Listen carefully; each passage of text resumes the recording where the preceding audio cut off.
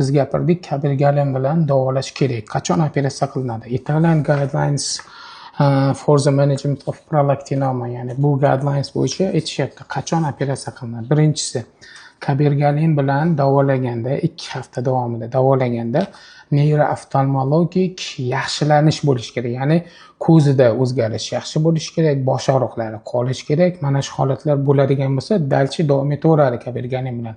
Agar bu holatlar bo'lmasa, uzoq muddatli kabirgalenni effektini sezmasa, nevrologik simptomlari yomonlashda davom etsa, prolaktin miqdori tushmasagina va bemor uzoq vaqt davomida kabirgalen ichib yurishni xohlamagan holatlarda gipofizda makroadenomalari, ko'ruv nerviga kompressiyasi bor, ozroq ko'z nerviga tegib turgan makroadenomalari operatsiya yo'li bilan, ya'ni endoskopik orqali burundan endoskopik transnazal transfenodal usulda olib tashlanadi.